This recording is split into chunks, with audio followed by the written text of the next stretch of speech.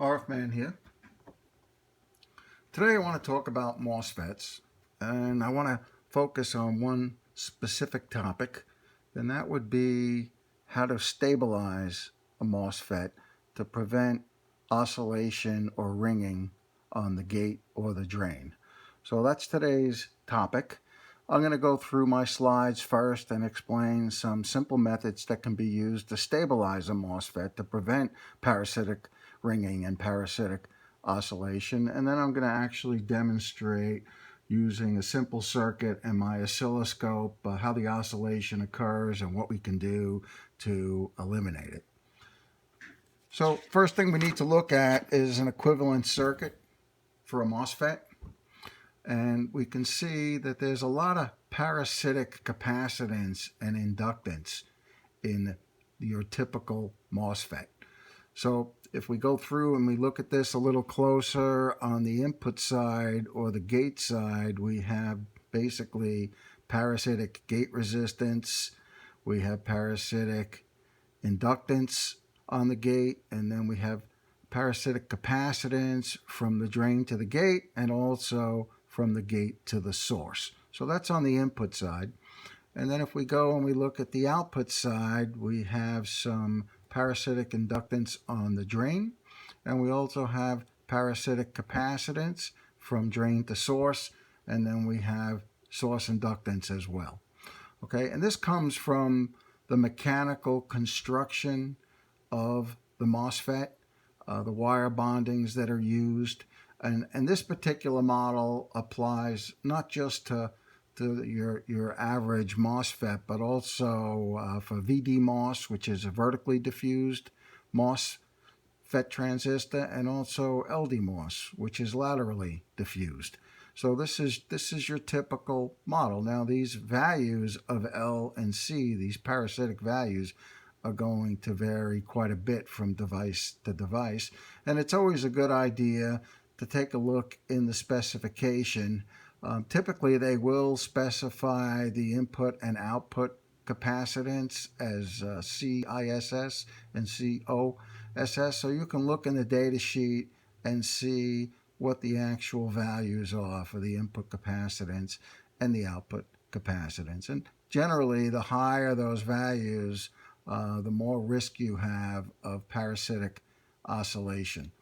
So that's your basic model. Now, why does it oscillate? Well, basically, you get feedback through the gate and drain capacitor here, and that resonates with the gate inductance. And those of you familiar with a Colpitts oscillator, that's actually what these parasitic components form. It's very similar to a Colpitts oscillator, if you're familiar with that design. So that's what the equivalent circuit looks like. Okay, now here's a MOSFET AB amplifier. Okay, you can see that it's biased, okay, with a voltage divider here, R1 and R2, and it's also AC coupled, so we have a C1 as a blocking capacitor here, okay, and then it looks like we're just driving a resistive load. So typically you want to bias this so that the transistor is just in the quiescent state. And what that means, they typically call that the Q point. It's biasing the gate voltage, okay, so that the transistor just starts to conduct, okay, along its load line. This is its safe operating area here. And what we can simply see is we can go into the data sheet and we can look at the threshold voltage for the gate. We can see where it starts to turn on, and of course as we increase it, we get a sudden increase in the drain current. So we see this slope increases very fast. So that's typically where the transistor would be biased, where the MOSFET would be biased, okay, with this voltage divider, is right at the quiescent point when it just starts to turn on. So that's the point basically where it's most susceptible to oscillation, okay, but that's typically where we're going to bias it so we're not dissipating too much power, okay, and when we apply the input signal, we can get a true AB response to the amplifier. Okay, so that's what it looks like. That's where we typically adjust it, and we call that again the quiescent point or Q point. Okay, and this is just some examples of the type of instability or oscillation that we can have. We can see ringing on the gate, and I'm going to demonstrate this with a function generator as we switch the gate on and off. And we can also get all different types of oscillation. Now this is going to manifest itself differently depending on the transistor that's used and the circuit design and the traces on the board, etc. All of those contribute to the parasitic effects. So this will manifest itself very, very differently, but you'll see in my setup here, it looks similar to this type of oscillation. And when we start to switch the device, we see ringing similar to this waveform. Okay, so I'm going to talk about 3 simple methods to stabilize a MOSFET. Believe me, there are many, many more, but these are the 3 that will usually either mitigate the oscillation or eliminate it completely. And these are the 3 that I've used in my RF amplifier designs, in my LD-MOS amplifiers. And you can use a combination of these. So for example, in my high frequency LD-MOS board, I'm using series gate resistance, but I'm also using drain gate feedback resistance. So I use both to ensure I have a stable design. In my VHF boards, I also combine these. I'm using gate shunt resistance and also feedback. So you can use one of these techniques, or you can combine them just to ensure that the transistor will remain stable under all operating conditions. Okay, so let's talk a little bit about the first 2, series gate resistance and shunt gate resistance. What's that all about? Okay, to understand that, you have to understand a little bit about the Q factor of the circuit, particularly with resonant circuits, series and parallel resonant circuits. And you can see here that as the Q increases, okay, the oscillation will also increase. This is typically called a figure of merit or the quality factor, okay, and it's a ratio of the reactance to the resistance. So I can see the lower the resistance, the higher the Q. Okay, you're going to get a narrower bandwidth and a higher amplitude on the oscillation. And if I increase the resistance, then I lower the Q. And what does that do? When I lower the values of Q, I'm dissipating more of the energy. All right, so it increases the energy loss in the circuit. It will reduce the ringing, and it will also reduce the bandwidth. So you get this flattening effect as well with the wider bandwidth.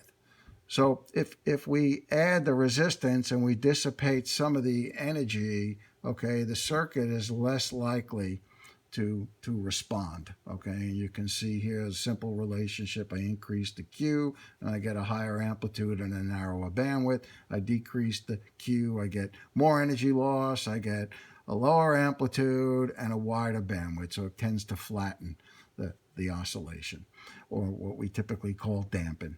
So that's how the resistors work. Okay, and let's take a look at some simple schematics here before I go ahead and demonstrate what we're about to do here. And what we're about to demonstrate is to show how the transistors oscillate first without any of these methods incorporated into the circuit, and then we'll go ahead and incorporate these and we'll see the difference. So this particular one is just an example of a series gate resistance added to the circuit here, okay, which again lowers the Q. This one is an example of shunt resistance, right? So it goes to ground, and I can add a blocking capacitor here if I elect to do so. And this third one is negative feedback provided to the gate, which flattens the gain, reduces the gain a little bit, and that tends to also reduce the oscillation that occurs. So let me pause this now, and I'm going to go ahead and set up my circuit and demonstrate this on the scope. All right, so now I'm back. And I've got my circuit set up. This is just a general purpose MOSFET. It's rated for 30 amps at 300 volts. You can use any MOSFET for this kind of demonstration. Some of them will have a higher input capacitance and higher output capacitance. Some may be a little lower, but typically the oscillation issue is still there.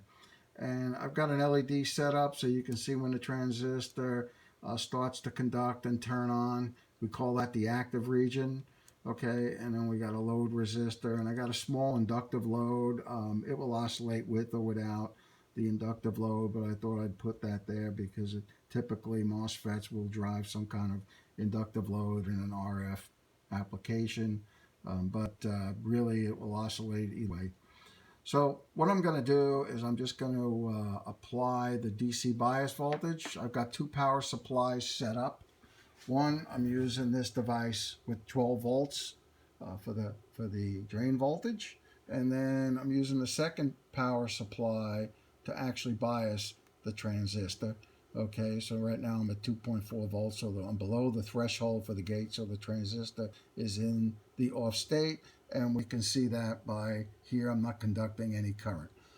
So I'm going to go ahead and increase the gate voltage and just turn the transistor on, just to demonstrate that if I go above the threshold, okay, there you see, first it starts to conduct, that's the active region, and then it's fully on once I increase the gate voltage above the threshold.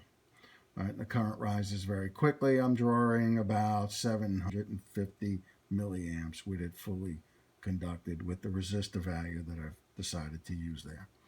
Okay, so let me just point out that with MOSFETs, okay, and any type of FET, VDMOS, LDMOS, that these are not current devices, rather. These are voltage devices, okay? So what turns the MOSFET on would be the gate voltage, and basically it has, for DC, it has an infinite input impedance. So we really have virtually no gate current. Now that's very different than a bipolar transistor, right? Where we need to apply current to the base, and then we use the beta of the transistor to determine the gain. Okay, so just make that very clear that MOSFETs and all types of FETs are voltage devices and not current devices. So you won't see any current flowing into this gate. It strictly switches with the voltage. Okay, so now what we'll show is I'll fully bias it on, and we'll go to the scope, and you can see I've got this AC coupled, but it's on and conducting, and I AC coupled it so we can actually see the oscillation and the amplitude of the oscillation. Okay, so now I'm going to go ahead and switch it off. Okay, and then if I slowly raise the bias voltage, okay, what happens? Okay, that's what we want to see. So I'm going to slowly raise this. I hope my arm's not blocking that. And what do we see there? Immediately, we see oscillation occur. Okay, and if I change the time base here, we can get a closer look at it. Okay, so you can see clearly that the gate is oscillating. Okay, and I'm right at the quiescent point. I'm conducting a little less than 100 milliamps. And you can see the oscillation that occurs. Okay, so now I'm going to go ahead and add the series gate resistor, and we're going to do the same test. But let's just go through. Okay, there's below the threshold. Now I'm raising it again. Okay, I get right to the threshold voltage. It oscillates. I'm going to lower it again. I'm going to raise it. Okay, I get to the threshold voltage. You see it starts to oscillate again. If I go above that, it might stabilize somewhat. Okay, so it's very repeatable, as you can see there. It's very, very easy to duplicate. So now we're going to go ahead and try the first method and see the results. All right, so now I'm using method 1. I've added a 10 ohm resistor in series with the gate. So let's go back to the circuit, okay, and we can see the 10 ohm resistor added here. okay, and I'm monitoring the waveform here, okay, and if we go back to the power supply, I'm basically going to do the same thing. Going to increase the bias voltage and decrease, and you'll see we're still turning on the LED on and off, okay, you can see that. But as I do that, let's go over and take a look at the scope, okay. Here I just reached the quiescent point, no oscillation. I do it again, no oscillation. Okay, I've repeated this probably 50 times, and it is very stable. So this is just a simple technique. You can see what I'm doing here on the power supply. I'm just bringing it up, right? 3.2 volts, 3.3 volts. You can see the quiescent current there, about 30 milliamps. And there's the scope, okay, and the waveform. Now the interesting thing is, if I can do this, I'm going to go ahead and just switch the lead over to the other side of the resistor, as you see there, and what do we immediately see? We see the oscillation occur. So simple technique of adding some series resistance and providing some dampening does a real good job. Okay, so now we're going to go ahead and look at adding shunt resistance. Okay, so now I have the MOSFET biased at the quiescent point, and we can see the oscillation occurring, and we'll go ahead and add a shunt resistor. So that's just the resistor to ground. So I can just put this simply across the transistor because the source is grounded. And what do we immediately see? There's the transistor in, there's the transistor out, okay, back in again, okay, and we can vary the quiescent voltage. I'm going to do that here and just bring it from just the point where it starts to conduct and then into the active region, and yeah, you can see that it's remaining stable. And if we look at the LED, right, we're still switching it on and off, but it is remaining stable. So that's the second technique. That works fairly well. And again, you can combine techniques, as I said, to just increase the stability of the circuit, give you a little more design margin. But this one works as well, and you can put in a blocking capacitor if necessary. Now I'm going to go ahead and pause this, and we'll go ahead and look at the feedback circuit. All right, so now we're using the third method. I basically have a blocking capacitor on the drain and then a feedback resistor to the gate. And this negative feedback tends to flatten the gain and also reduce the chances of oscillation. So let's go through the same demonstration here. Okay, you can see that I've got the bias set at the quiescent point. Yes, it is oscillating. And now I'm going to go ahead and add a resistor and capacitor. I got the capacitor in place already here. So we'll go ahead and add that, okay, to the gate. And what do we immediately see? The oscillation stops. I can also then go back through the gate threshold range. That's below the threshold. There we are, going back into the threshold, and there we can see a transistor turning on. So I can just go up and down several times to test this and make sure it's stable at different levels of drain current, different levels of gate voltage. It seems pretty good. Okay, and then if I remove that, we'll just go ahead and take that out of the circuit there and go back to increasing our gate voltage, and what do we see? It immediately starts to oscillate. Okay, so that's the third technique. Now I'm going to hook up my function generator and switch this, and what you'll see is some ringing that occurs, and what you can do to basically mitigate or reduce that ringing. All right, so now I'm back. The difference with this setup is I now have a function generator with 150 kilohertz signal, square wave signal. And what we see there is a lot of ringing on the leading edge and also the trailing edge when we switch the device. So how can we mitigate or reduce that ringing? Okay, we can use the same technique that we discussed first, and that was using a series gate resistor. So we're going to go back here and take a look at the circuit. Okay, so all we're going to do is move the biasing from one side of the resistor to the other. So now we basically have this circuit in place where we're using a series resistor with the gate. Okay, that's what we have set up here. And you can see that we don't have as much ringing. You will notice the Miller effect here.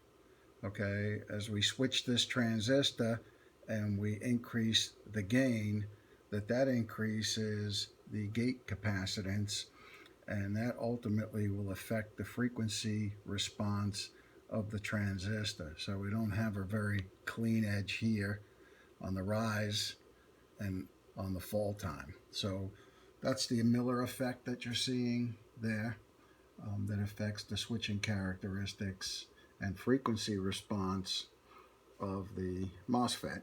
Okay, so if we go ahead and we take and move our resistor to the other side here, okay, now we see the ringing that occurs.